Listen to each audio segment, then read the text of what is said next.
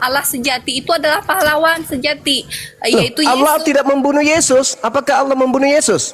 Tidak ada Allah di situ. Siapa pembunuhnya? Siapa? Yang membunuh Yesus itu iblis. Maka dari itu yang Nah, maka dari itu, pahlawan itu iblis. siapa Itu yang kau siapa sebut. yang menerima hadiah dari karya iblis? Siapa? Bun, Masya Allah. Siapa bilang itu karya iblis? Itu adalah semua karya Allah. Berarti belum- Allah yang membunuh Yesus. Tunggu. Aku katakan ya, orang sebagai pemenang itu bukan berarti dia itu harus dia sebagai pemenang itu tidak harus dia itu Saudariku, saudariku pemenang yang itu. cantik, apakah Allah yang membunuh Yesus atau iblis yang membunuh Yesus? Ya, yang membunuh Yesus ya iblis, bukan iblis ya dengan dorongan iblis. Ya memang manusia itu dengan dorongan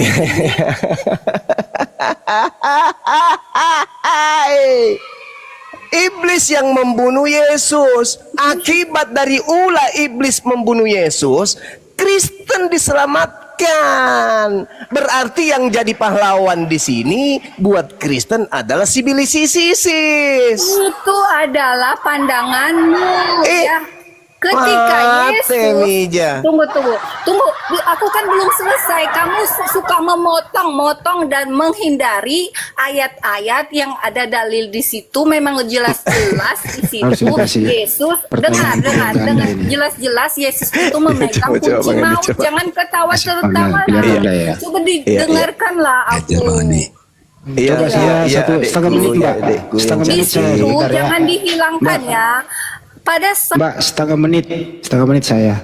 Siapakah yang menghendaki Yesus mati di tiang salib? A. Bapak di surga. B. Iblis. Itu doang sih. Yang menghendaki Yesus mati di salib adalah A. Bapak di surga. Kabur. B. Iblis. Waduh, nyesel gua kasih.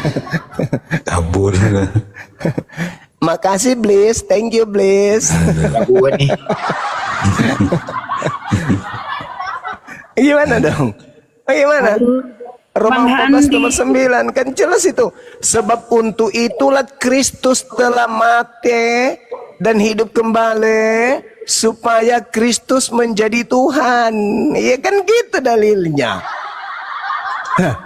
Jadi tujuan Yesus mati supaya dia dibangkitkan kembali, hidup kembali supaya dia menjadi Tuhan. Berarti berkat pembunuhan iblis adik Tuhan kan begitu, maka Kristen harus berterima kasih kepada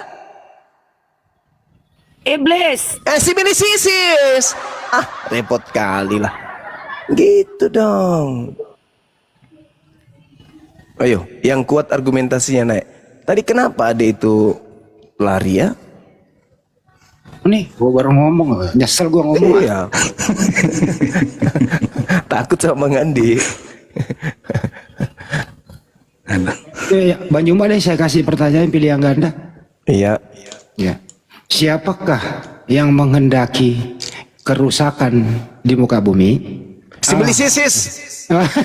Langsung dijawab belum. Siapakah yang merasuki? Si bilis isis.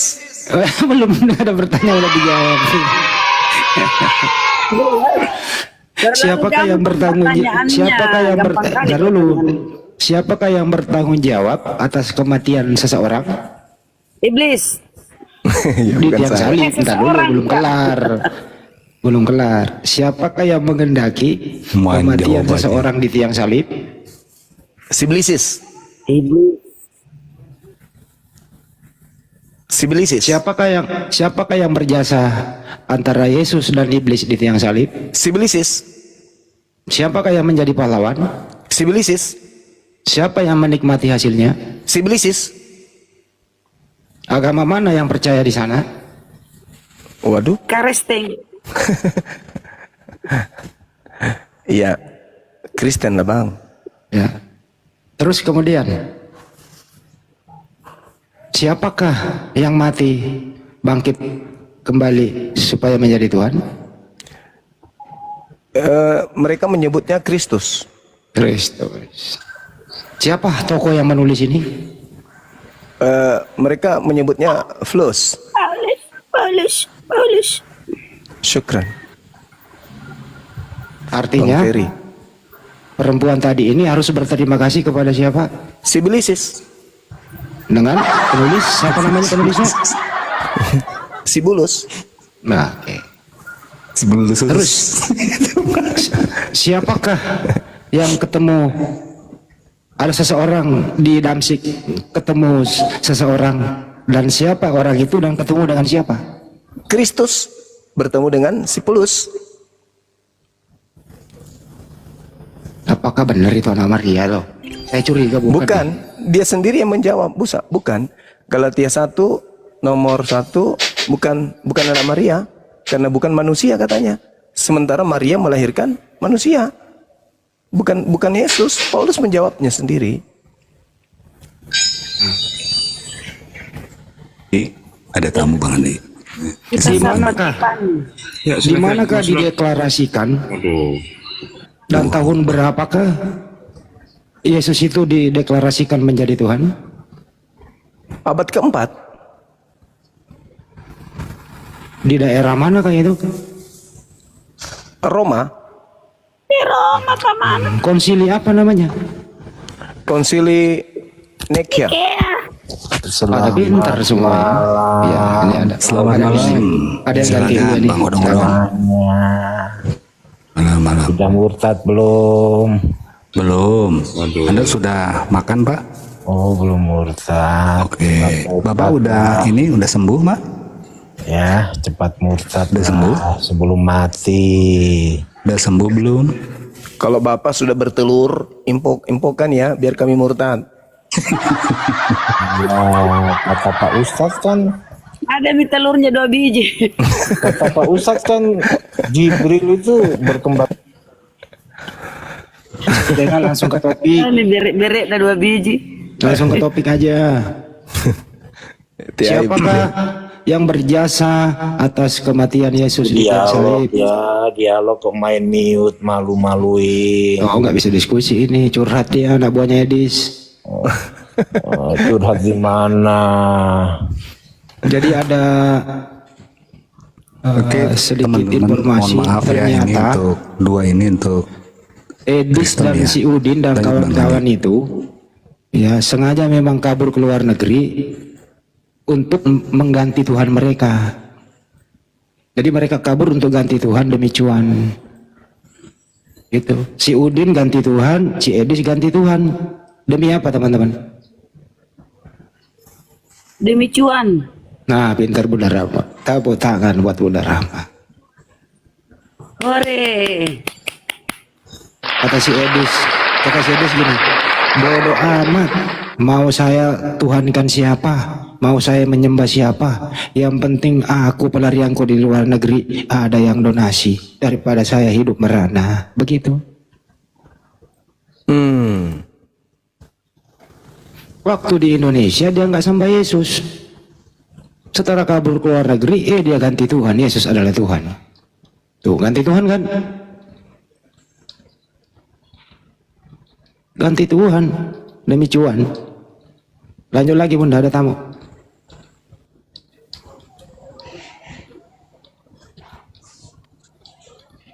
selamat subuh, Beni yang apa ya?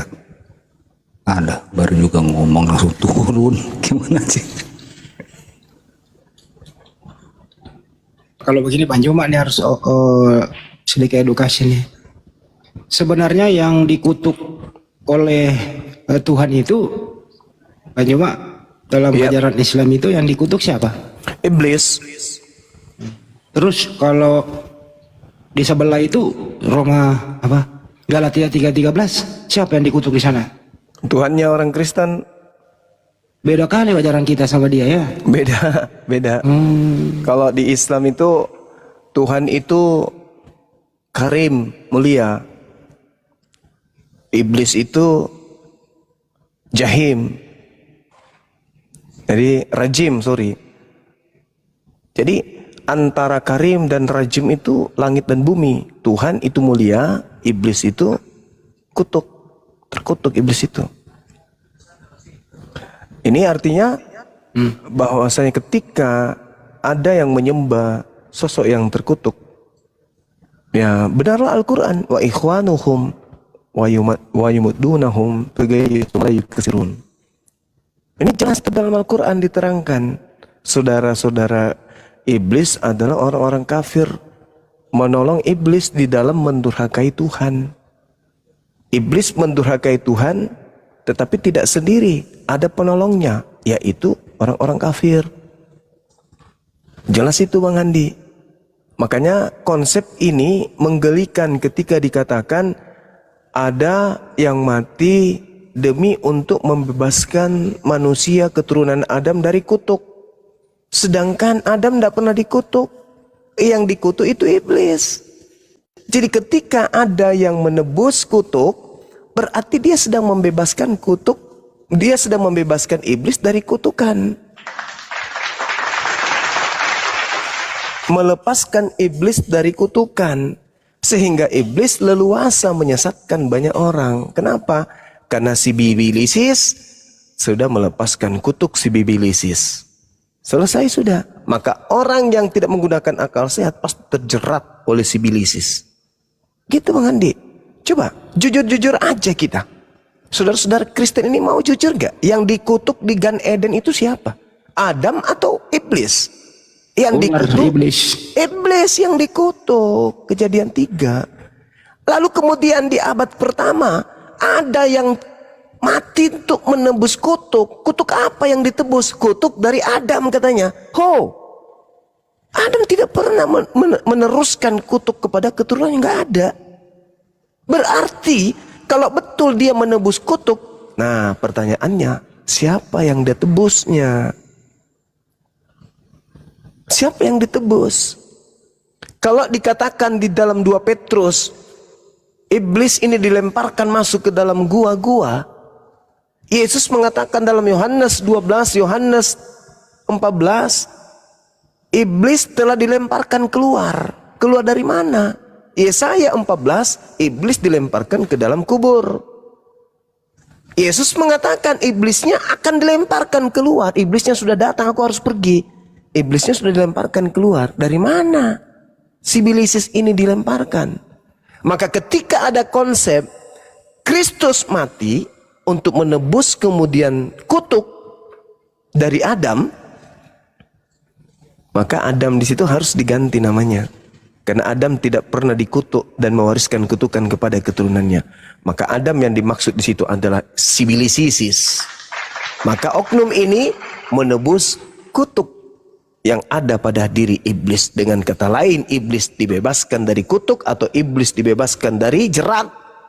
Sehingga iblis leluasa menyesatkan umat manusia. Untung saja pencipta langit dan bumi segera mengutus baginda Rasulullah Muhammad sallallahu alaihi wasallam. Makanya di dalam Yohanes 16 dikatakan, apabila seorang penghibur itu datang, maka dia akan menginsapkan dunia akan dosa. Kenapa dunia? Ya karena dunia sudah berdosa semua. Kenapa demikian? Karena iblisnya sudah bebas. Iblisnya kemana-mana, merambah kemana-mana iblisnya. Ingat, iblis itu ada 2 bentuk, dari jin dan dari manusia. Siapa iblis dari manusia? Yang senantiasa ingin menggantikan kedudukan pencipta langit dan bumi dengan ciptaan, ingin menyetarakan ciptaan dengan pencipta. Itu yang terjadi. Sehingga manusia mereka jadikan sehakikat dengan pencipta. Siapa pekerjaan seperti itu? Ya si Bilisis. Siapa lagi? Seperti itu Bang Handi. Jadi kalau ada penebusan dari kutuk dosa, ada fitnah seperti Roma berapa itu? Roma 5 nomor 12. Berarti yang mewariskan kemudian dosa iblis, karena yang dikutuk itu iblis. Berarti yang mewariskan kutuk adalah Iblis. si Bilisis. Ya. Begitu saudara. Oke, ada Kenjo Bang Andi. Kenjo, selamat subuh. Boleh. Halo. Boleh. Oke, Sekejap. Nanti saya send sekejap. Baik. Assalamualaikum bang. Waalaikumsalam. Terbang dia. Bang, saya tertarik bang. Lihat di YouTube bang, tertarik. Kan, Bang. Silakan Kenjo. Ini Kenzo yang Islam apa Kristen? Muslim bang, nggak mungkin Kristen. Waalaikumsalam warahmatullahi Waalaikumsalam warahmatullahi wabarakatuh. Kristen. Bukan bang. Tapi saya kembaliin ke topik deh. Sekiranya tadi Kristen Anda gitu ya. Ya, maaf ya Pak Tapi di Kenjo ya. dalam Oh bisa bang, nggak apa. Aku cuma nonton. Iya, makasih Bang Kenzo. Makasih, Bang. Sehat selalu Bang. Ya, terima kasih. Lanjut, Tapi di Bang. dalam Al-Quran banyak kan di kalau nggak salah itu di surat Zariyat ayat 56 kan ya. Aku Iya. tidak menciptakan jin dan manusia kecuali menyembah kepadaku. Iya. Kan gitu. Iya.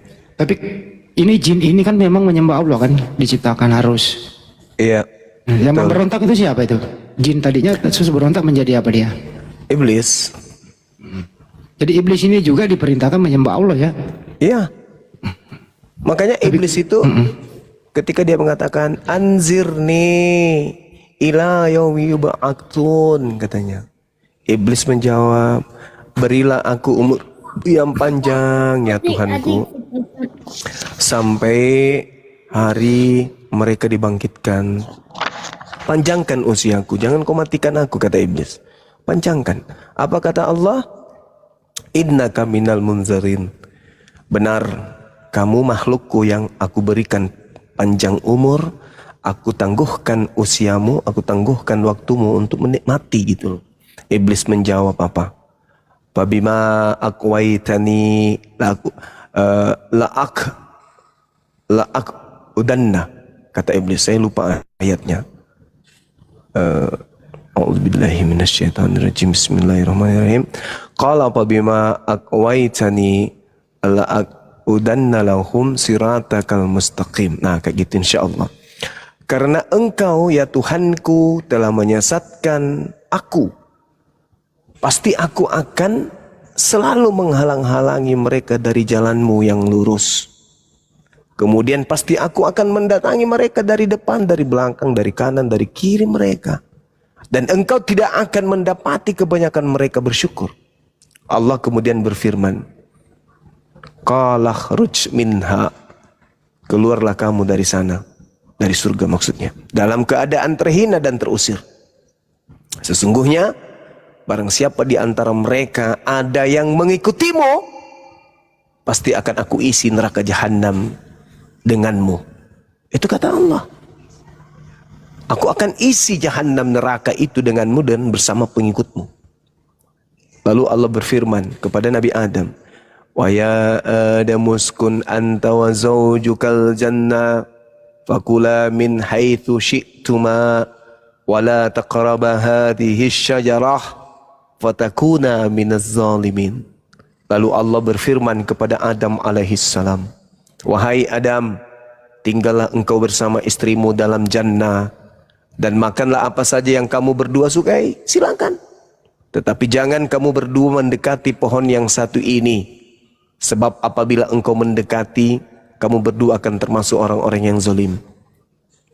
Kemudian iblis yang tadi sudah bersumpah itu mengaplikasikan kemudian niatannya di hadapan Tuhan. Betul-betul sejak itu dia iblis mencoba kemudian membisikkan kejahatan-kejahatan kepada Adam dan istrinya.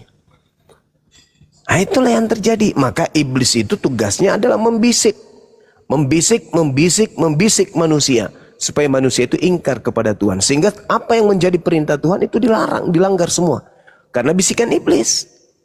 Iblis yang membuat sesuatu itu menjadi benar, seakan-akan benar oleh pelakunya. Seperti menyembah ciptaan, membunuh ciptaan dengan mengatakan ini adalah Tuhan dan seterusnya. Itu iblis semua tuh punya pekerjaan Bang Andi. Itu Al-Quran yang mengatakan. Surah apa itu ya? Surah Al-Araf. Al-Araf teman-teman. Ayat 17 sampai seterusnya. Begitu. Oke, ini ada tamu nih. Jangan usik agamaku. Silakan. Dibuka mute ya. Tadi kan typingnya bagus di bawah. Silakan. Oh jelas dong. Oke, Anda mau diskusi, mau bertanya atau apa? Silakan. Saya mau bertanya aja. Oh, bertanya aja, nggak mau ditanya. Oh bisa juga dong. Oh ya udah diskusi kalau gitu, silakan. Bang Andi, Saya mohon ingin maaf ya bertanya Bang Andi. ya. Ya, silakan Bang Juma. Quran Al-Maidah 68. Kamu tidak pada agama yang benar. Islam tidak pada agama yang benar. Sebentar. Kamu baca Al-Quran atau baca terjemahan? Oh iya perjemahannya. Nah, Nggak gitu boleh, dong. nggak boleh, salah. Enggak, ngomongnya kan nggak Kalau salah, Al-Quran. saya Kamu berhenti. baca Cara Al-Qurannya saya cari salah lain. lah. Udah. Saya cari lain aja kalau salah. Silakan. Ya, salah, Anda kan baca Al-Quran tadi kan? Oh, Harusnya Baca terjemahan gimana? mungkin maksudnya, bukan Iya, Quran. silakan Bang Juma. Iya, itu seruan kepada ahli kitab, bukan kepada Kristen ya, ahli kitab. iya. Siapa ahli kitab? Ya mereka yang diberikan kitab oleh Allah. Siapa mereka ini? Bani Israel. Kristen tidak pernah diberikan kitab oleh Allah. Ini berbicara dalam Quran kalian, bukan dalam Quran Israel. Yang bertanya, Anda diam dulu lah. Kan Anda yang bertanya. Itu seruan kepada Bani Israel, kawan. Ya ahlal kitab, wahai ahli kitab. Tuh jelas itu. Itu ayat Al-Quran yang Anda bawa kan? Kecuali kamu turuti kitab Taurat dan Injil. Mana Quran ada Injil dan Taurat? Oke. Pakai otak lo yang bersih. Yang Oke. pintar dikit Saya dong. bacakan, saya selesaikan dulu ayatnya ya. Silakan, tapi jangan bawa-bawa Yahudi. Ini dalam Quran. Kul, wahai Nabiku Muhammad, katakanlah. Kepada siapa kamu harus mengatakan wahai Nabiku? Katakan kepada ahli kitab. Siapa ahli kitab? Orang-orang Yahudi yang hidup berdampingan dengan Nabiku di Madinah dan di Mekah. Pahami itu dulu.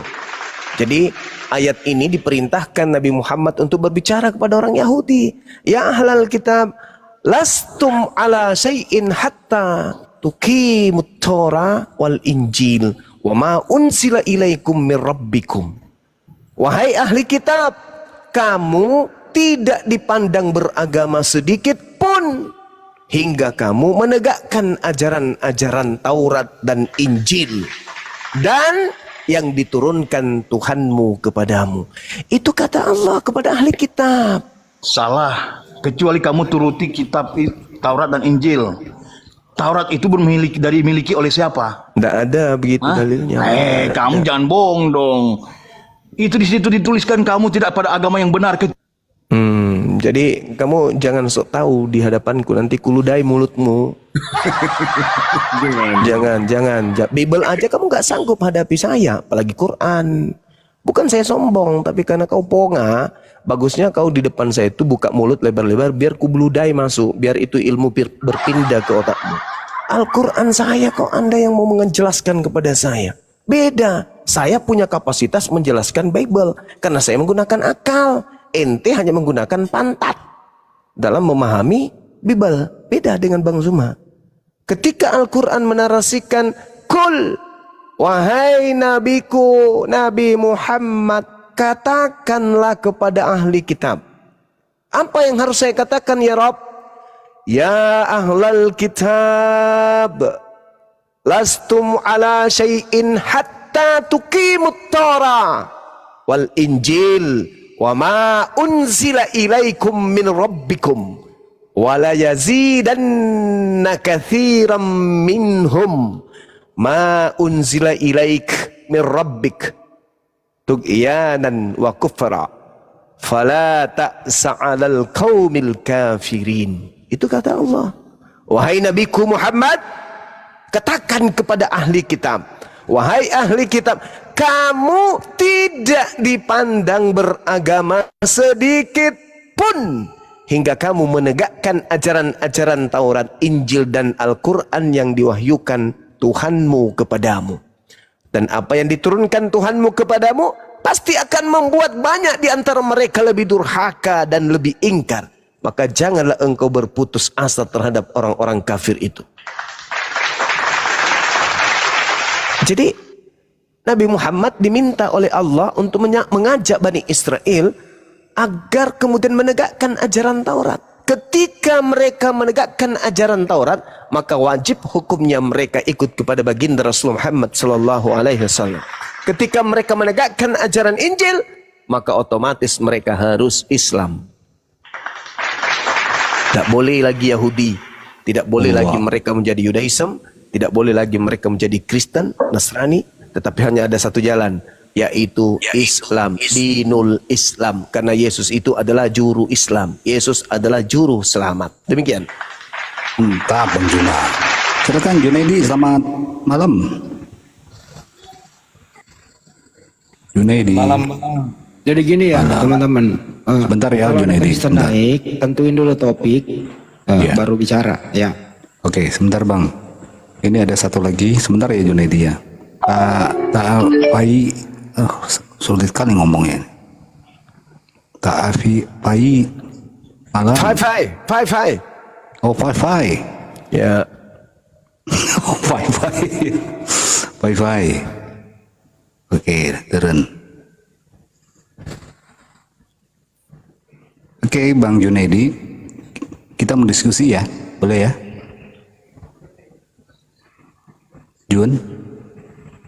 Junaidi. Ya lanjut aja Bang, dulu Bang sebentar. Oke, lanjut Bang Andi.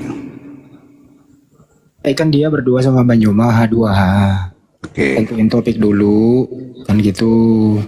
Jangan langsung bertanya kayak tadi. Ini kalau bertanya dia nerima kan enggak? Ya itu. siap. Bang Junaidi silakan. Temanya mau apa? Saya naikkan ke Anda aja. Silakan. Jun. Oke. Udah kenal tuh Jun. Buka mic-nya Jun. Junaidi.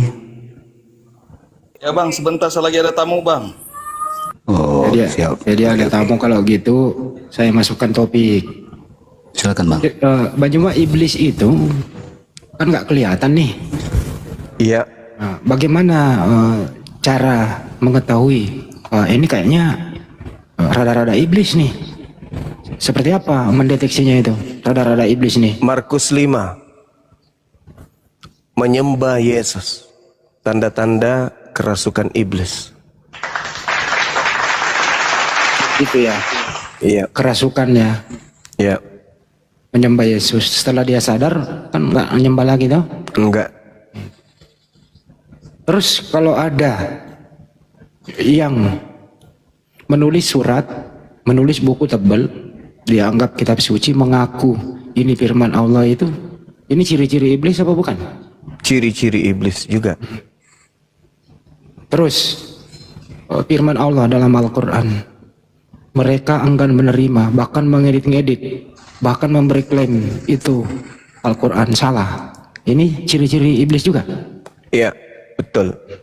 Wa inna minhum lafariqan yaluna alsinatahum bil kitab litahsabuhu minal kitab wa ma huwa minal kitab wa yaquluna huwa min indillah wa ma huwa min indillah wa yaquluna 'ala Allahil katsiba wa hum ya'lamun. Dan sungguh di antara mereka niscaya ada orang-orang yang memutarbalikkan lidahnya membaca kitab agar kamu menyangka yang dibaca itu sebagian dari kitab, padahal itu bukan dari kitab. Itu kata Allah. Gua besarkan Pak Pendeta Yunus. Iya. Suara Banyuma H2H sama beliau. Lanjut. Tanya aja Bang langsung Bang. Ya. Pendeta selamat malam Pak Pendeta. Malam. Malam. Oke. Judulnya malam ini Pak adalah siapa iblis dan tugasnya iblis apa dan siapa ya agama mana yang berhasil terperdaya oleh iblis. Itu ya Pak Pendeta ya. Ya. Bisa Pak? Oke. Ya. Anda boleh menuduh Islam juga nggak apa-apa. Bibilis. Silakan. Janganlah. Gak apa-apa, silakan Bang. Iblis itu siapa? Kerjanya apa? Dan agama mana yang berhasil dipengaruhi oleh iblis? Silakan Bang. Lanjut. Pakai bibilis ya Bang, Pak Pendeta. Ya, kalau kita dasarnya Yohanes 10 ayat 10. Iblis datang membunuh, membinasakan. Yesus datang memberikan hidup kekal. Jadi saya tidak mau menuduh agama tetapi saya percaya bahwa Yesus datang memberikan hidup kekal. Makanya Yesus bilang, akulah jalan kebenaran dan hidup. tidak ada seorang pun sampai kepada Bapa tidak mulai aku. Begitu. Yohanes 14 ayat 6. Oke, Pak Pendeta udah opening statement. Banyak lagi, siapa itu iblis? Iblis kerjanya apa? Dan agama mana yang berhasil dikelabui oleh iblis? Silakan. Iya. Jadi yang namanya penyesat itu pasti iblis. Ahli di dalam menyesatkan itu pasti iblis. Lalu kemudian di dalam Al-Quran dikatakan ya'iduhum wa yumannihim wa ma ya'iduhum syaitan illa gurura. Setan itu memberikan janji-janji kepada orang kafir dan membangkitkan angan-angan kosong kepada orang kafir. Padahal setan itu hanya menjanjikan tipuan belaka kepada mereka. Bahkan penggarisannya di dalam Islam itu sangat mudah. Di mana agama yang di dalamnya tempatnya iblis berkumpul?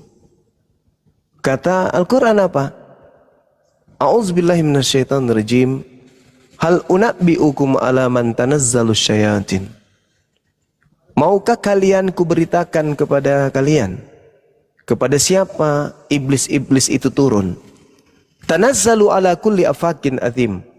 Iblis itu turun kepada setiap pendusta yang banyak berdosa. Betapa besar dosanya orang-orang yang kemudian melantik makhluk setara dengan Tuhan. Di sisi lain mereka mengatakan itu manusia yang mati dagingnya. Di lain sisi mereka mengatakan itu ada sisi keilahiannya. Itu adalah Tuhan juga yang datang. Ini pendusta pembohong besar. Betapa banyak manusia kemudian tersesat dengan pola kebohongan seperti itu. Apakah Tuhan ini bisa dibunuh? Tidak bisa.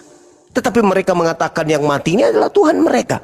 Inilah yang dikatakan oleh Al-Quran. Hal unabbi'ukum ala man tanazzalus syayatin.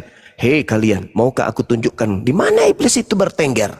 Lihat di mana pendusta pembohong itu kemudian berjaya. 2000 tahun. Manusia secara turun-temurun menggulingkan kebohongan demi kebohongan demi kebohongan sampai kiamat. Tuhan datang dalam rupa manusia, dibunuh oleh manusia untuk kemudian melepaskan dari kutuk. Ini kebohongan.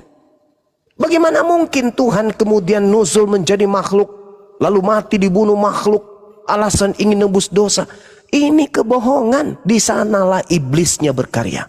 Itu Al-Quran yang mengatakan itu. Jadi kalau saya ditanya, di mana iblis itu? Ya, lihat aja. Siapa yang ingin melantik anak manusia setara dengan pencipta langit dan bumi?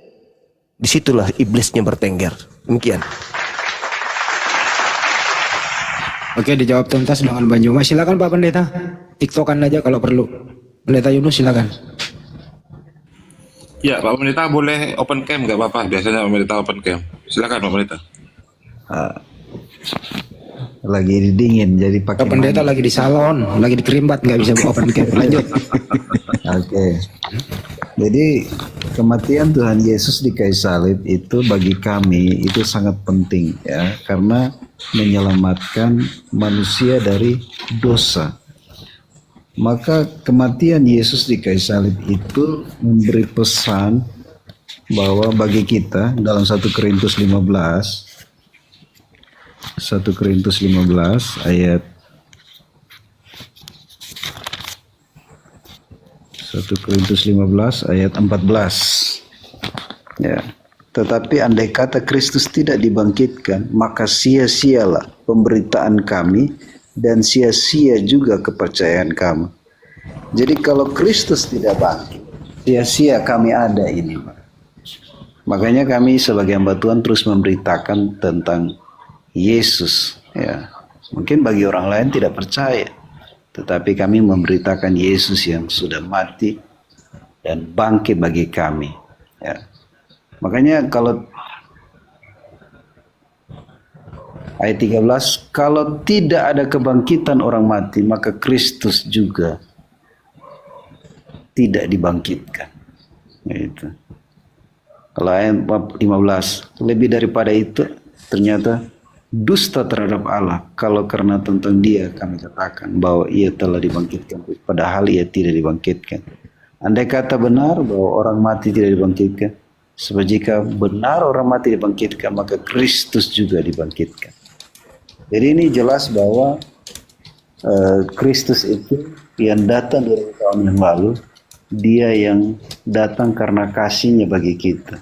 Seperti Yohanes 3:16, karena kasihnya kepada kita. Maka 2 Petrus 3 ayat 9, dia tidak menginginkan satu orang pun binasa. Maka Filipi 2 ayat 10, semua lutut akan bertelut, semua lidah akan mengaku Yesus adalah Tuhan. Semua lutut bertelut, semua lidah mengaku Yesus adalah Tuhan. Itu Pak. Udah? Jadi kalau kita berbicara terkait penyaliban ini sesuai dengan konsep yang diimani oleh saudara kita Kristen, satu hal yang perlu dipahami ketika ketika Paulus kemudian menulis surat Korintus. Surat ini Paulus tujukan kepada jemaat-jemaat yang ada di Korintus. Artinya bahwa ini tidak mencakup sebagai firman Tuhan. Ini hanya surat seorang Paulus yang seperti yang Anda bahasakan tadi di 1 Korintus 15 itu. Sia-sia. Pernyataan ini muncul setelah datang bisikan Kristus kepada penulisnya. Itu dulu.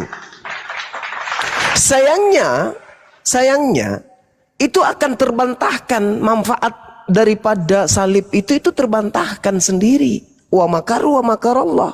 Allah membalas dan membongkar kemudian tipu daya mereka lewat catatan-catatan tangan mereka sendiri. Ibrani 10:30, sebab kita mengenal dia yang berkata pembalasan adalah hakku, akulah yang akan menuntut pembalasan. Dan lagi Tuhan akan menghakimi umatnya. Jadi buat apa? Ukhti Arlin, thank you. Buat apa penyaliban? 1 Petrus 3:12, sebab mata Tuhan tertuju kepada orang-orang benar dan telinganya kepada permohonan mereka yang minta tolong. Tetapi wajah Tuhan menentang orang-orang yang berbuat jahat. Lalu untuk apa penyaliban? 2 Korintus 5 nomor 10, sebab kita semua harus menghadap tahta pengadilan Yesus, supaya setiap orang memperoleh apa yang patut diterimanya sesuai dengan yang dilakukannya dalam hidupnya ini, baik ataupun jahat. Lalu buat apa penyaliban? 2 Petrus 2 nomor 9, maka nyata bahwa Tuhan tahu menyelamatkan orang-orang soleh dari pencobaan dan tahu menyimpang orang-orang jahat untuk disiksa pada hari penghakiman. Lalu buat apa penyaliban? 2 Timotius 4 nomor 14, Alexander tukang tembaga itu telah banyak berbuat kejahatan terhadap aku. Tuhan akan membalasnya menurut perbuatannya. Lalu buat apa penyaliban? Kolose 3 nomor 25, barang siapa berbuat kesalahan, ia akan menanggung kesalahannya itu. Karena Tuhan tidak memandang orang. Buat apa penyaliban? Bahkan di dalam kitab Wahyu 20 nomor 12, dan aku melihat orang-orang mati besar dan kecil berdiri depan tahta itu. Lalu dibuka semua kitab, dan dibuka juga sebuah kitab lain, yaitu kitab kehidupan. Dan orang-orang mati dihakimi menurut perbuatan mereka berdasarkan apa yang telah tertulis dalam kitab-kitab itu. Lalu buat apa penyaliban? Wahyu 20 nomor 13, maka laut menyerahkan orang-orang mati yang ada di dalamnya, dan maut dan kerajaan maut menyerahkan orang-orang mati yang ada di dalamnya, dan mereka dihakimi masing-masing menurut perbuatannya masing-masing. Lalu buat apa penyaliban? Penyaliban itu muncul hanya ada dalam konsep agama Kristen. Kalau Anda mengatakan bahwa Tuhan itu berkuasa bla bla dan segala macamnya, iblis lebih dulu memproklamirkan ketuhanan dirinya. Iblis lebih dulu mengklaim dirinya adalah Tuhan, selayaknya Yesus yang Anda fitnahkan itu.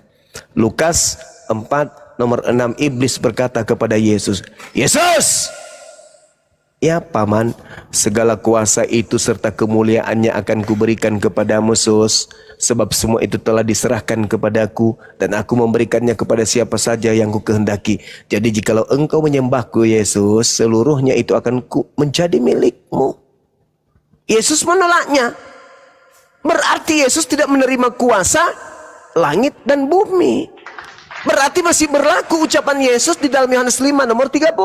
Aku tidak dapat berbuat apa-apa dari diriku sendiri. Letoi dia. Jadi yang keluar dari kubur, kepada aku telah diberi kuasa di bumi, pergilah jadikanlah seluruh bangsa. Itu bukan Yesus, karena Yesus tidak menerima kuasa itu. Yesus yang benar tidak dapat berbuat apa-apa dari dirinya sendiri. Baca Kisah para Rasul 2 nomor 22. Yang berkuasa melakukan bangkitnya orang mati, orang lumpuh berjalan, orang buta melihat, itu adalah Tuhannya Yesus yang melakukan itu melalui perantaraan hambanya Yesus. Jadi yang mengatakan kepada aku telah diberi kuasa itu bukan Yesus anak Maria, itu adalah iblis. Ya, jadi yang Anda sembah itu ya iblis. Demikian.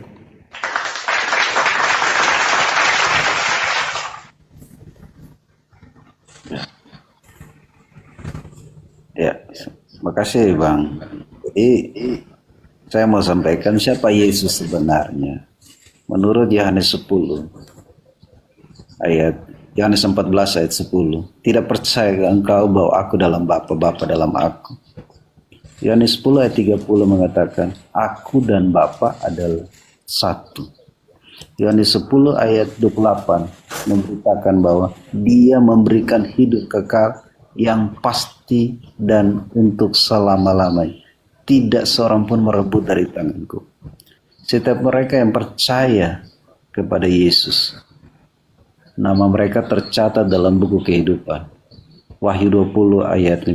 Setiap nama tidak tertulis dalam kitab kehidupan akan dilemparkan dalam lautan api. Maka kami sebagai hamba Tuhan,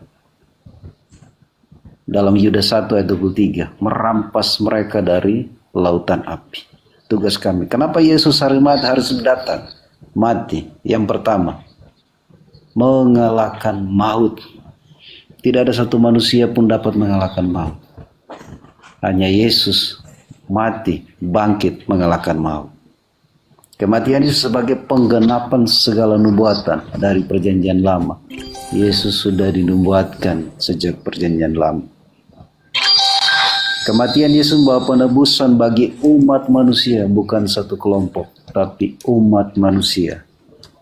Karena Roma 3:23, semua manusia telah berdosa dan hilang kemuliaan Allah. Semua manusia butuh Yesus. Ya, semua manusia. Ya. Kematiannya membuktikan bahwa dia taat sampai mati dan dalam misi Allah, yaitu keselamatan manusia. Makanya dia disebut juru selamat manusia. Kematiannya mendamaikan manusia dengan Allah. Karena manusia telah berdosa, menjadi seteru, menjadi lawannya Allah. Maka Yesus mendamaikannya. Kolose 1 ayat 20. Kematian Yesus membawa keselamatan bagi setiap orang yang percaya kepadanya. Kematian membawa kelepasan bagi orang terbelenggu dengan dosa, dengan sakit penyakit, dengan kelemahan. Yesus membebaskan lewat kematiannya. Makanya dikatakan sudah selesai, punya makna sangat mendalam. Kebangkitan Yesus membuktikan bahwa Dia kalahkan maut. Dia bangkit dan naik ke surga. Itu. Iya. Lagi-lagi yang Anda sampaikan itu adalah konsep dari Kristen, konsep yang digunakan kemudian untuk membangun satu doktrin dan dogma bahwa Yesus itu adalah Tuhan. Itu muncul dari kalangan Kristen yang datang belakangan. Murid-murid Yesus, apapun yang Yesus ucapkan, menghantarkan mereka percaya bahwa Yesus bagi mereka hanya utusan Tuhan. Ini harus Anda pisahkan. Seluruh ucapan Yesus, Bapa di dalam aku di dalam Bapa, menghantarkan murid-muridnya percaya Yesusnya adalah betul utusan Tuhan. Tidak menghantarkan mereka menjadi Kristen, menuhankan gurunya, enggak. Yohanes 17 nomor 8, segala firman yang engkau berikan wahai Bapa telah aku sampaikan kepada muridku, dan muridku telah menerimanya, dan mereka percaya bahwa engkaulah yang telah mengutus aku. Setelah Yesus mengajar mereka dengan firman-firman yang Yesus terima dari Tuhannya, mereka sampai pada final, Yesus bagi mereka hanya utusan Tuhan. Titik. Tapi bagi Kristen yang sudah dapat pengaruh dari Kristus yang datang kepada Paulus, segala ucapan-ucapan Yesus yang memungkinkan dia adalah Tuhan, itu dipakai, dicomot semuanya. Oh, Yesus itu bagi kami Tuhan. Kenapa? Karena ini pengaruh dari Kristus yang datang kepada Paulus untuk membisikkan orang-orang menuhankan anak Maria, di mana anak Maria sendiri tidak pernah sadar kalau dia akan dituhankan setelah dia terangkat ke langit. Kenapa saya katakan murid Yesus dengan murid Kristus itu berbeda? Murid Yesus endingnya hanya mengimani, mereka mendapatkan hidup kekal berdasarkan ajaran gurunya Yesus. Yohanes 17 nomor 3, hidup kekal itu bisa kau peroleh dari Yesus. Dengan cara apa? Dengan cara engkau beriman kepadaku bahwa aku adalah utusan Tuhan. Yohanes 17 nomor 3. Hidup kekal itu adalah mereka mengenal Yesus Kristus sebagai utusan.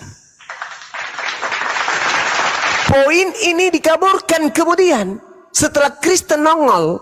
Apa yang terjadi? Oh, Yesus memberikan hidup kekal. Makasih Abang Afida. Yesus memberikan hidup yang kekal. Maka Yesus itu Tuhan. Dia mati untuk dosa-dosa kita. Itu plesetan yang dilakukan Kristen. Padahal Yesusnya tidak mengajarkan itu. Hidup kekal kamu bisa peroleh dengan jalan mengakui aku ini adalah Rasul utusan Tuhan. Titik. Jadi resep yang Yesus berikan, tiket yang Yesus berikan kepada muridnya untuk mendapatkan hidup kekal ada dua. Percaya bahwa Tuhan yang mengutusnya satu-satunya Tuhan, jangan dibuat Tuhan-Tuhan yang lain. Kedua, percaya dirinya adalah utusan Tuhan yang esa. Nah, sedangkan Kristus yang datang kepada Paulus menjanjikan tiket, juga ada tiketnya. Kalau kalian percaya Yesus ini, Kristus ini Tuhan, mati nebus dosa kalian, maka kalian akan diselamatkan. Kristen yang tidak belajar, cuman mengedepankan dogma, doktrin, akan mencakup semua pengajaran Yesus yang adalah asli kepada Bani Israel dan Kristus yang asli datang kepada Paulus. Mereka menjadikannya satu. Padahal yang satu itu cuma nama doang yang sama. Akan tetapi dua manusia atau dua sosok yang berbeda. Yang Kristen sembah adalah Kristus palsu, sedangkan yang datang kepada Bani Israel adalah Nabiullah Yesus alaihi salam. Gitu Saudara Pendeta Yunus, silakan. Di YouTube suara saya kecil ya? Ya, makasih. Lubang telinga kalian kali Bang Suma ya. tersumbat pisang goreng. Iya, lanjut Bang. Jadi Alkitab mengatakan bahwa dalam kisah para Rasul 4 ayat 12, di bawah kolong langit hanya ada satu nama yang diberikan kepada manusia, olehnya kita dapat diselamatkan. Hanya nama Yesus ya. Dalam kisah 4. Kisah para Rasul 4 ayat 12. Dan keselamatan tidak ada di dalam siapapun juga selain di dalam Dia. Sebab di bawah kolong langit ini tidak ada nama lain diberikannya kepada manusia, olehnya kita dapat diselamatkan. Jadi Alkitab mengatakan bahwa hanya ada satu nama Yesus saja yang menyelamatkan umatnya dari dosa. Nah, kita sedikit tentang kebangkitan Yesus. Kebangkitannya memberi pengharapan bagi orang percaya. Ya, Itu bisa baca di dalam 1 Korintus 15 ayat 35 sampai dengan 58. Kalau Kristus mati dan bangkit, maka kita sebagai orang percaya memiliki pengharapan kita pun akan mati dan akan bangkit bersama dengan Kristus pada hari penghakiman, ya. Karena patronnya adalah Kristus. Kalau dia bangkit dari antara mati, kita pun akan mati dan bangkit bersama dengan Kristus. Kebangkitan Yesus memberikan kehidupan yang baru, ya. Efesus 2 ayat 5 dan 6. Kematian dan kebangkitan Kristus sekaligus membangkitkan kita juga dan memberikan kehidupan yang baru bagi setiap orang percaya. Ya. Karena Kristus dia awal dan akhir, dialah yang menjadikan langit dan bumi, dialah yang akan datang kemudian membangkitkan orang percaya. Makanya di dalam Wahyu 3:6 dia Alfa dan Omega. Kebangkitan Yesus memberi bukti bahwa Allah hidup menang atas maut. Ya, ketika dia mati di kayu salib, bukan dia mati karena tombak, tetapi dia menyerahkan nyawanya. Itu salah satu perkataan Tuhan di atas kayu salib. Aku menyerahkan nyawa. Kebangkitan Yesus memposisikan dirinya sebagai pembela bagi kita. Roma 8 ayat 34. Sebagai pembela bagi kita. Itu Pak Bang Suma. Iya. Baik.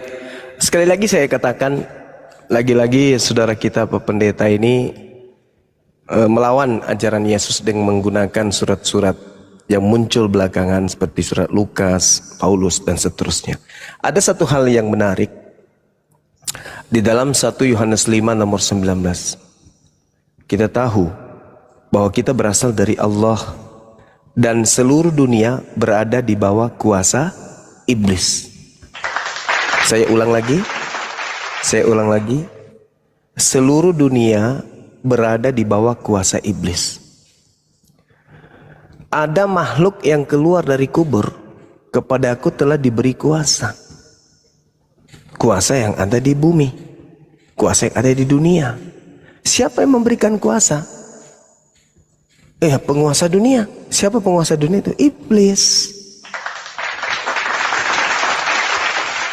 Jadi sekali lagi saya katakan kepada saudara, bahwasanya yang keluar dari kubur, yang datang kepada Paulus itu iblis. Kepada aku telah diberi kuasa.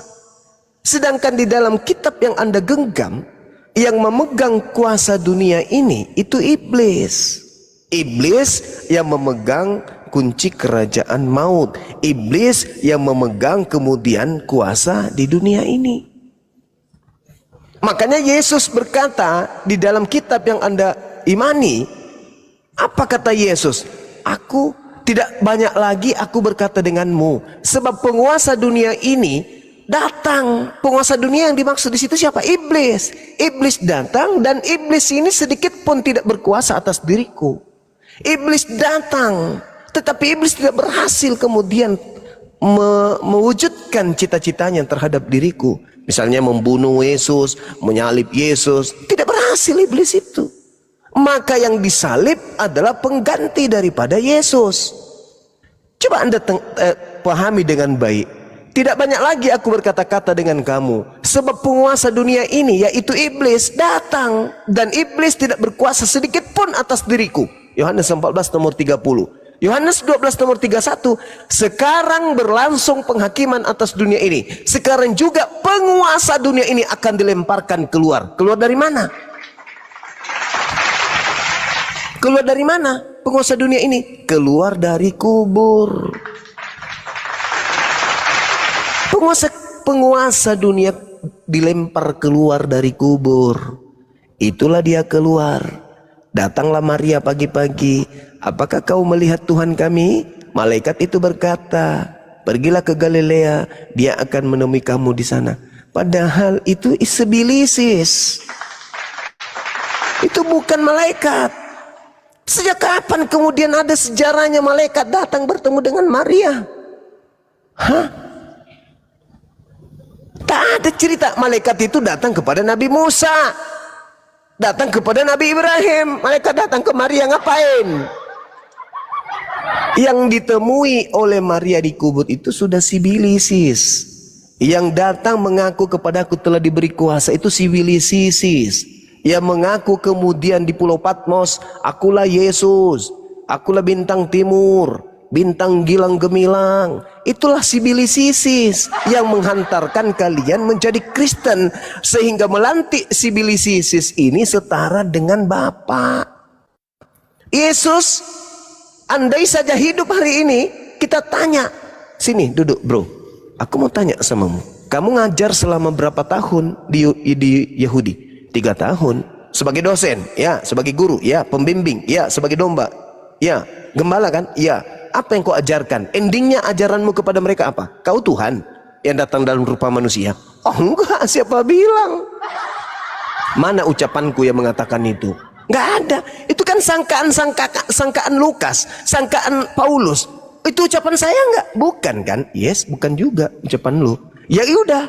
Dan saya berpesan waspada kepada Yesus palsu yang datang tugasnya menyesatkan manusia. Nah, itu yang terjadi. Makanya ketika Anda berkata Yesus tidak ada nama di atas muka bumi ini, ya itu karena Anda mencoba mendudukkan Yesus anak Maria dengan sibilisisis yang mengaku Kristus. Anda diselamatkan menurut Anda dengan nama Yesus. No, Yesus menyelamatkan Bani Israel apabila Bani Israel mau mendengarkan perintahnya. Apa itu? Kenali Tuhan Bapa satu-satunya Tuhan, dan kenali aku sebagai utusan Tuhan. Itu bisa kamu dapatkan hidup kekal. Tak ada itu menyembah aku mati menebus mereka dengan darah. Enggak ada yang kayak gitu-gitu. Itu ajaran Kristen yang sudah mendapatkan bisikan dari Kristus. Kristus yang mana? Ya Kristus yang menggenapi nubuatan Yesus. Matius 24. Sebab Yesus palsu, Kristus palsu akan datang dan melakukan banyak mujizat sekiranya mungkin menyesatkan orang-orang pilihan. Kalau murid-murid Yesus, orang-orang pilihan saja disesatkan oleh Kristus palsu ini, apalagi pendeta. Begitu saudara. Saya ingin tanya dulu kepada Pak Pendeta, biar kita nggak terlalu lama bernarasi, biar singkat-singkat aja. Siapa penguasa dunia menurut Bible?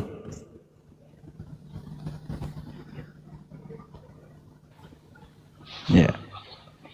Matius 28 ayat 18. Mengatakan segala kuasa. Ya. Pertanyaan saya Bang, siapa penguasa bumi, penguasa dunia ini menurut Bible? Yesus. Siapa penguasa dunia menurut Yesus? Yesus di dalam Bapa. Salah. Siapa penguasa dunia menurut Bible? Yesus, Kristus. Nah, pertanyaan selanjutnya, siapa penguasa dunia menurut Yesus? Jawabannya, menurut Yesus penguasa dunia itu adalah iblis. Di mana dalilnya? Yohanes 12 nomor 31. Berarti Pak Pendeta tidak mendengarkan tadi ajaran saya. Yohanes 12 nomor 31 Pak Pendeta, Yesus berkata penguasa dunia ini akan dilemparkan keluar, yaitu iblis. Itu ucapan Yesus Bang di Yohanes 12 nomor 31. Sedangkan Matius 28 itu muncul belakangan setelah beberapa tahun Yesus sudah tak ada di bumi. Penguasa dunia menurut Yesus adalah sibilisis. Muncul Matius 28 nomor 18 itu ditulis tahun 60-an. Dan tidak diketahui siapa penulisnya. Belakangan dikatakan itu Yesus, itu Matius. Sedangkan Yesus yang mengatakan penguasa dunia itu adalah sibilisis. Penghakiman dunia atas dunia ini, dan sekarang juga penguasa dunia ini akan dilemparkan keluar. Siapa penguasa dunia menurut Yesus yang dilemparkan keluar itu? Iblis Bang. Jadi menurut Yesus penguasa dunia adalah iblis. Menurut Kristen penguasa dunia adalah Yesus. Dari situ aja sudah terlihat timpang sekali. Yesus mengatakan penguasa dunia adalah iblis. Kristen berkata penguasa dunia adalah Yesus. Berarti Yesus sama dengan iblis. Berarti iblisnya berpura-pura mengaku Yesus. Kebetulan Yesus berkata, waspadalah kepada penyesat yang datang kepadamu dengan memakai namaku Yesus dan berkata, akulah Kristus. Dia akan menyesatkan banyak orang. Berarti penyesatnya bernama Yesus, gelarnya Kristus, disingkat Yesus Kristus. Benar Anda mengatakan bahwa penguasa dunia adalah Yesus Kristus, sedangkan Yesus berkata penguasa dunia adalah iblis. Berarti Yesus Kristus yang Anda maksud adalah iblis yang berpura-pura memakai nama Yesus alias sang penyesat yang dinubuatkan oleh Yesus. Saya kira itu udah final. Bagi saya itu udah final. Nggak ada lagi yang perlu diperbincangkan. Silakan. Ya, mungkin closing dari saya ya. Ya, silakan. Makasih ya, Bang Suma. Siap, Bapak Nam. Kematian Yesus di kayu salib itu ya mengerjakan keselamatan bagi manusia. Ya. Dalam 1 Korintus 15 ayat 4 bahwa ia telah dikuburkan, bahwa ia telah dibangkitkan. Pada hari ketiga dia dibangkitkan. Nah, kematian dan kebangkitan Yesus itu nyata terjadi dalam sejarah, ya, bahkan ditulis dalam Matius 28 ayat 6, Markus 16 ayat 6, Lukas 23 ayat 4, membuktikan bahwa Kristus bangkit dari antara orang mati. Dan kematian dan kebangkitannya memberi pengharapan bagi kita bahwa setiap orang yang percaya kepadanya diberikan hidup kekal. Makanya Markus 16 ayat 16, setiap mereka yang percaya beri diri dibaptis dan selamat. Bagi yang tidak percaya mereka ada di bawah hukuman. Itu saja. Terima kasih Bang Suma dan teman-teman, Bang Arif. Semuanya terima kasih ya. Ya, sama-sama. Ya. Siap, Pak Pendeta. Terima kasih. Ya, silakan. Jadi teman-teman sekalian, sebelum diambil alih, ada hal menarik ya dari guru saya mengajarkan di dalam Matius 4 nomor 8, dan iblis membawa Yesus ke atas gunung yang sangat tinggi, dan iblis memperlihatkan kepada Yesus semua kerajaan dunia dengan kemegahannya. Apa ini maksudnya? Apa maksudnya? Apa maksudnya kemudian iblis menggurui Yesus dengan membawa Yesus ke gunung yang paling tinggi dan menunjukkan segala kemegahan dunia, kerajaan dunia ditunjukkan oleh iblis kepada Yesus. Ini sebenarnya penguasa dunia ini iblis apa Yesus? Hei, manusia-manusia yang tak kebagian akal, Yesus dibawa oleh iblis, Yesus didikte oleh iblis, Yesus diperlihatkan kemegahan, kejayaan, kemudian dunia ini dengan kerajaannya. Siapa penguasa dunia menurut Bible? Penguasa dunia menurut Bible itu iblis. Hei, kalian manusia-manusia yang tidak kebagian akal, baca itu Bible. Yesusnya dibawa oleh iblis. Iblis menggurui Yesus. Yesus, sini kau. Kuperlihatkan segala kuasa kemegahan dunia. Tengok, dan aku akan memberikan kuasa dunia ini seluruhnya apabila ente menyembahku. Berhasil tak kemudian iblis menggoda Yesus untuk menyembah iblis? Tidak. Berarti kuasa dunia tidak diberikan kepada Yesus dan Yesus tidak menerimanya. Lalu iblis yang punya kuasa ini memberikan kepada siapa? Hei, manusia-manusia yang tak punya akal, kepada siapa iblis kemudian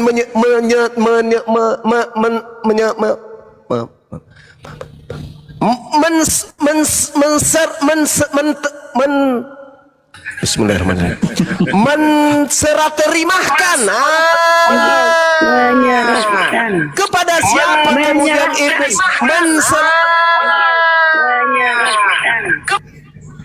Kepada siapa iblis kemudian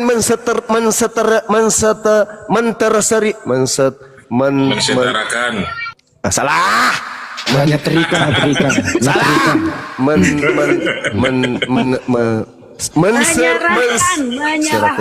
Serah terima.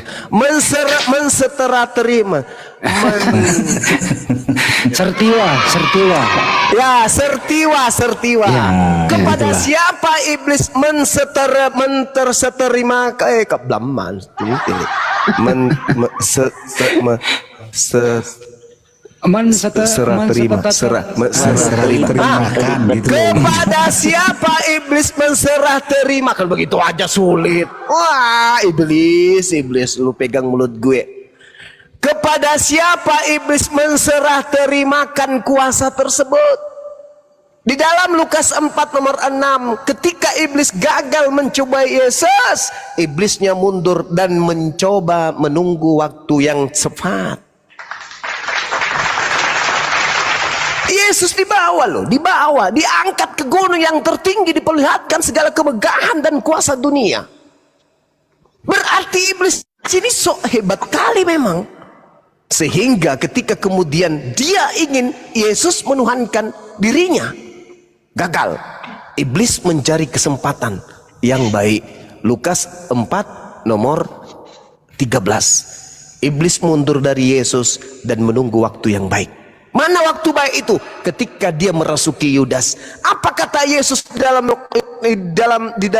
dalam Yohanes 6 nomor 70? Aku yang memilih, engkau yang 12. Satu di antaramu adalah iblis.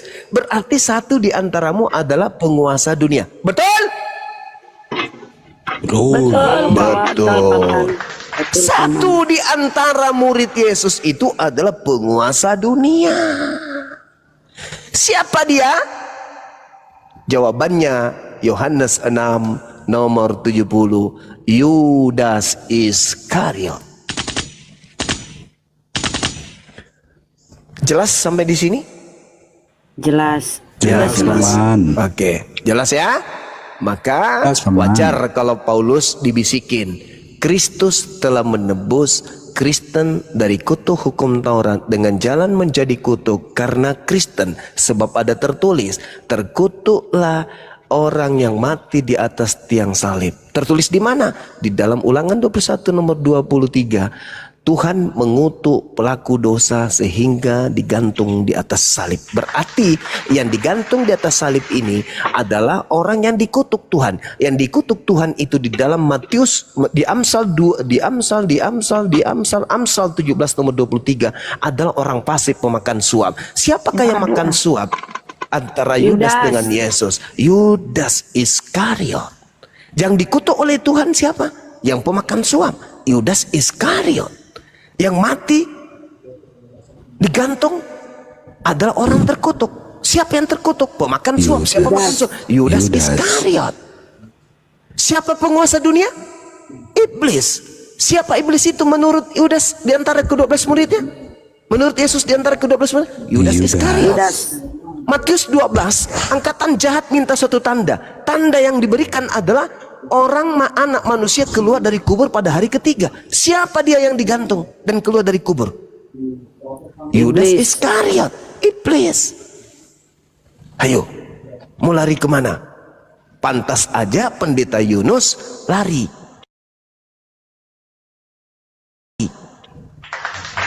Gitu teman-teman. Jadi iblis menserah terimakan, makasih. Iblis menserah terimakan kemudian kuasa dunia kepada penggantinya sehingga dia mengatakan, pergilah ke seluruh dunia, jadikanlah seluruh bangsa menjadi pengikutku.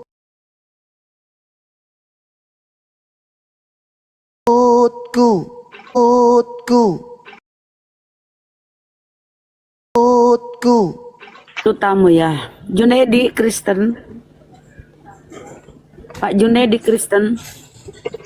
Kristen Ya Bunda, Bu, Kristen saya dia. Kristen Bu, saya Kristen. Oh, silakan, Bang. Tahu mereka ya.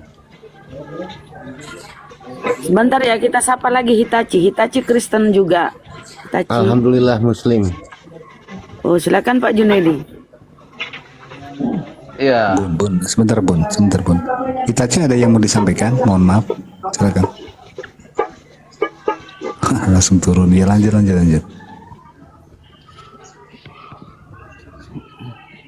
Ini kita sisanya Lanjut. 2 ya. Sebelum lanjut teman-teman, saya ada informasi kepada seluruh masyarakat Indonesia, khusus masyarakat Sulawesi Selatan, bagi yang ingin berwisata di tempat disertai dengan angin-angin segar sepoi-sepoi, bisa nginep di Rumah Hobbit. Hasil rilis Rumah Hobbit binaan Bang Juma masuk 10 besar dikunjungi oleh pengunjung di seluruh Indonesia. Allah Akbar. Selamat untuk Selamat Rumah Hobbit. Juma. Bukan seluruh Indonesia Bang Handi, sekabupaten Goa itu, mohon maaf Bang Handi salah informasi. Itu dari lanjut. itu dari Dinas Pariwisata Kabupaten Goa Bang Handi. Dan lebay-lebay dikit nggak apa-apa Bang Juma. Boleh sih kayak tetangga kita ya kan ya. Iya, boleh.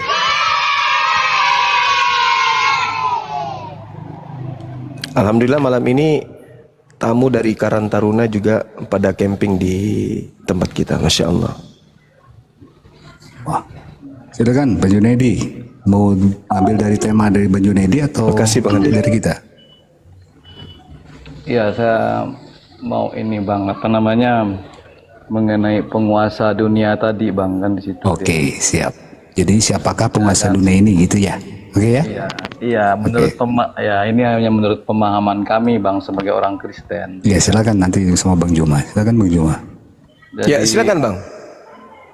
Jadi menurut Alkitab, ya kita lihat konteksnya siapa penguasa dunia ini. Nah di situ adalah Allah sebagai penguasa karena Allah adalah pencipta dan penguasa dunia ini.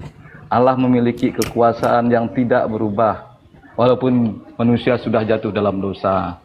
Nah Allah mengatur dan mengendalikan seluruh isi alam semesta ini Bang, seluruh isi dunia ini. Nah di mana Allah disebut sebagai penguasa dunia. Allah juga sebagai pemilik, Allah sebagai penguasa dan hakim umat manusia. Nah di situ. Nah jangan heran Bang, iblis juga sebagai manusia. Kenapa? Karena ketika manusia sudah jatuh di dalam dosa, ya, iblis juga disebut penguasa dunia setelah umat manusia itu jatuh dalam dosa. Nah, iblis ini Bang berkeliaran di bumi-bumi dan di mana-mana Bang sebagai pemimpin pasukan roh-roh jahat dia Bang. Nah benar apa yang dikatakan tadi bahwa di dalam Yohanes 12 ayat 31 Yesus juga menyebut iblis sebagai penguasa dunia ini. Paulus juga menyebut iblis juga sebagai penguasa kerajaan angkasa Bang. Ya di dalam Efesus 2 ayat 2 dan di situ dan sebagai ilah dunia ini menurut 2 Korintus 4 ayat 4. Nah disitulah justru itulah kematian Tuhan Yesus merupakan titik di mana penguasa dunia ini akan diusir Bang, kan di situ dia. Nah, jadi penguasa dunia ini dilihat konteksnya Bang, kan di situ dia. Allah penguasa dunia ya setelah apa yang saya sampaikan tadi di mana kriterianya dia adalah penguasa, pencipta, pemilik, penguasa dan mengendalikan seluruh isi dunia ini. Nah, kalau iblis dikatakan sebagai penguasa itu setelah umat manusia jatuh di dalam dosa. Itu saja yang ingin saya sampaikan Bang. Terima kasih. Iya, baik. Ya, baik. Di dalam ajaran Kristen dikatakan begini. Di Galatia 5 misalnya ya. Dikatakan Oke, saya ani dulu Bang. Galatia 5 berapa saya baca Bang ya? Galatia 5 Galatia 5 nomor 1 lah misalnya kan ya. Oke, Galatia 5 supaya kita sungguh-sungguh merdeka. Kristus telah memerdekakan kita. Karena itu, berdirilah teguh dan jangan mau lagi dikenakan kuk penghambaan. Pertanyaan saya, Bang. Kira-kira kalau seperti ini keadaannya, ini iblis mau bekerja ke Kristen apa? Bagaimana pola iblisnya bekerja ke kalian? Kira-kira nih. Kristen, ya iblis, nyembah Tuhan yuk. Oh enggak dong, saya kan sudah dibebaskan, dimerdekakan. Jadi iblisnya bingung nih. mau mencobai Kristen ini gimana ceritanya? Kok mirip-mirip kita nih? Gimana kira-kira? Ayo. Efesus 2 nomor 15. Dengan matinya Kristus di atas salib, Kristus telah membatalkan hukum Taurat beserta segala perintah ketetapan yang ada di dalamnya. Kira-kira iblis datang mau ngapain ke Kristen? Hei Kristen, iya paman Blis, jalankan hukum Taurat dong. Orang Kristen mengatakan, oh sorry lah, ya kami sudah dibatalkan Taurat untuk kami. Jadi kira-kira iblisnya bingung nggak tuh sama Kristen ini? Tidak ada lagi aturan. Segala sesuatu halal bagiku, segala sesuatu boleh untukku. Lalu apalagi kerja iblis ke Kristen ini kira-kira? Hah? Hei orang Kristen, iya paman Blis. Apa Blis? Kamu sembah selain daripada Tuhan dong. Siapa Blis? Ya entah Yesus kah, yang manusia anak Maria kau sembah. Sorry ya, kami udah menyembahnya loh. Jadi kira-kira godaan seperti apa lagi nih yang ditujukan kepada iblis, kepada Kristen? Kira-kira semua pelanggaran yang ditanamkan sebagai tatanan kepada Bani Israel, semuanya dihancurkan dan sudah dilebur di dalam kekristenan. Lalu iblis kira-kira mau mencoba Kristen ini apa cobaannya kira-kira? Bersinah. Ajak Kristen bersinah dong. Kristen, sini. Ya apa? Bersinah yuk. Gak boleh kami bersinah. Kenapa gak boleh? Kalaupun kami bersinah, ya nggak ada dosa bagi kami. Kenapa? Lu baca di dalam Yohanes 2 nomor 1. Masa sih? Apa bunyinya di sana? Dia dikatakan begini, anak-anakku,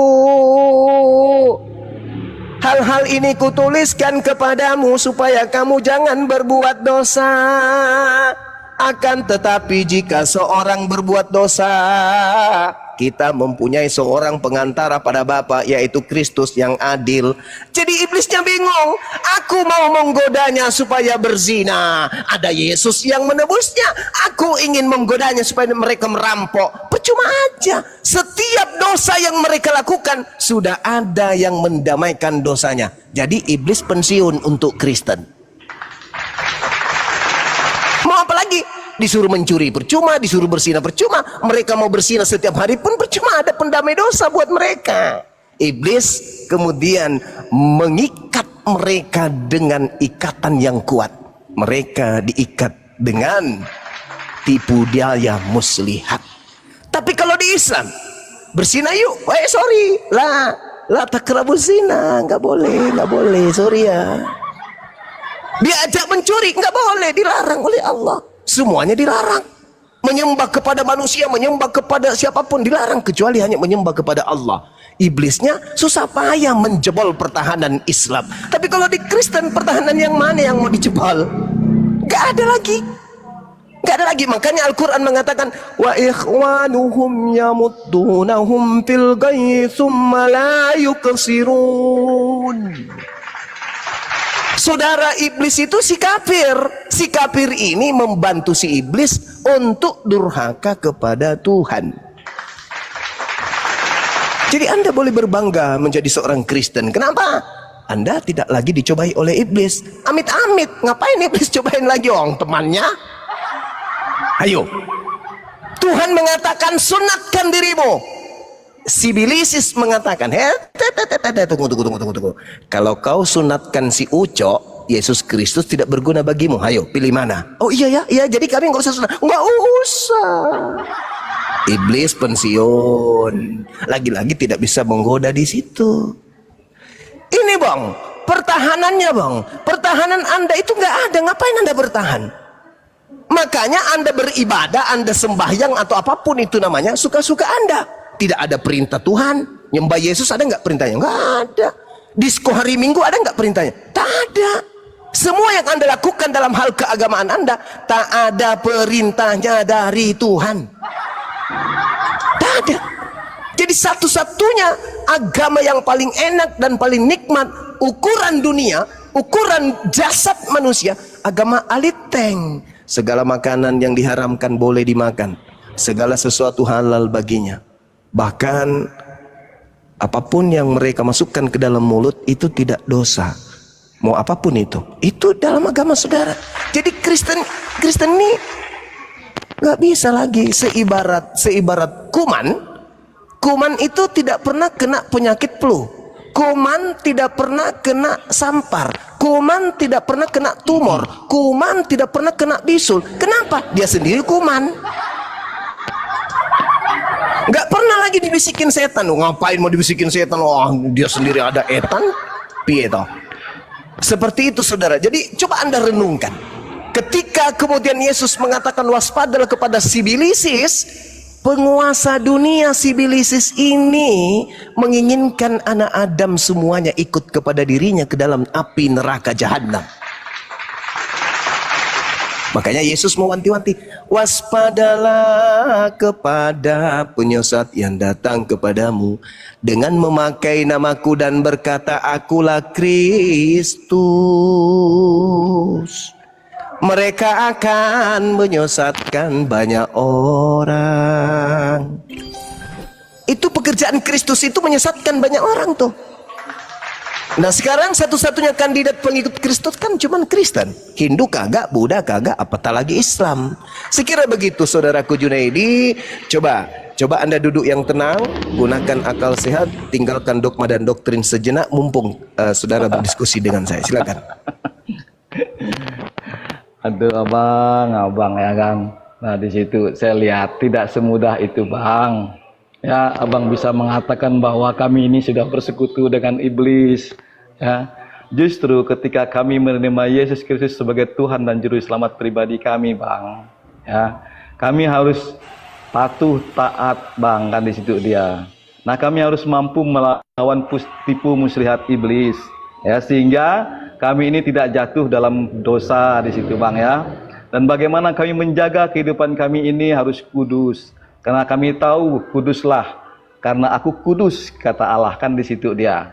Nah itu. Nah dalam kehidupan kami sehari-hari bang sebagai orang Kristen ya, bagaimana kami harus menjadi surat Kristus yang terbuka bang di dalam setiap kehidupan kami sehari-hari bang. Ya, melayani sesama kami dengan penuh kasih ya, mengatasi bagaimana kami bisa mengatasi segala jeratan dosa, rasa bersalah dan rasa malu ya. Nah di situ karena Yesus sudah memerdekakan kami bang ya, dengan kematian itulah dia sudah memerdekakan kami. Nah di situ maka ya kami harus hidup taat, harus hidup kudus, menjalani kehidupan yang penuh dengan tujuan dan penuh sukacita dan kasih itu bang. Itu yang diutamakan dalam kehidupan kami bang. Nah di situ ya kan. Jadi apa yang abang sampaikan tadi ya, orang Kristen ya mudah melakukan hubungan dosa, mudah mencium, mudah berzina dan sebagainya, itu sebenarnya merupakan satu kebohongan bang yang abang sampaikan di situ ya kan. Nah di situ dia bang. Jadi ya kehidupan kami ya ketika kami setelah menerima Yesus Kristus ya, kami harus ya taat karena kami ini ya jangan dibiari, jangan membiarkan ya rasa kekuatan roh itu untuk mencobai kami. Nah di situ makanya kami Yesus katakan waspadalah. Nah di situ dia disuruh berdoalah dan berjaga-jagalah supaya kamu tidak jatuh di dalam pencobaan bang. Nah disitulah kehidupan kami tidak seperti yang abang tuduhkan tadi bang. Di situ bang yang perlu saya sampaikan. Oke. Saya pingin bukti. Ucapan saudara, tolong tunjukkan di dalam Bible larangan apa ya? Larangan makan babi, coba. Larangan makan babi di dalam perjanjian lama itu abang ada bang di Imamat. Ya itu kitabnya orang Yahudi, itu kan larangan, itu kan udah dibatalin kan? Iya. Ada yang dibatalkan bang dalam perjanjian. Makanya ketika yang saya minta untuk Kristen kan Anda mengatakan tadi, maaf nih, Anda mengatakan bahwa Kristen harus hidup kudus. Sedangkan di dalam Matius 24 nasihat Yesus, jadi apabila kamu melihat pembinasa keji berdiri di tempat yang kudus, pembinasa keji berdiri di tempat yang kudus. Artinya apa? Pembinasa keji ini seakan-akan dia kudus, berdiri di tempat kudus, tapi itu hanyalah kamuflase. Nah, untuk membuktikan itu, sekarang Anda tunjukkan kepada saya perintah dari Tuhan untuk jangan bersunat. Ayo, dari Tuhan yang saya minta. Silakan. Bang, ya kan? Perintah sunat itu kan untuk orang Yahudi. Iya, yang saya minta. Tidak ada perintah. Tidak ada perintah di dalam perjanjian baru itu untuk kami bersunat, Bang. Iya. Ya, tidak ada. Tapi ada nggak perintah untuk jangan bersunat? Ya. Dan tidak ada juga perintah untuk jangan bersunat, tidak ada juga. Dan tidak ada juga memerintahkan supaya kami bersunat. Galatia 5 nomor 2. Kan di situ dia, ya kan? Nah, Galatia kalau 5. Galatia 5. Oke, saya baca dulu Bang ya ayatnya. Ya.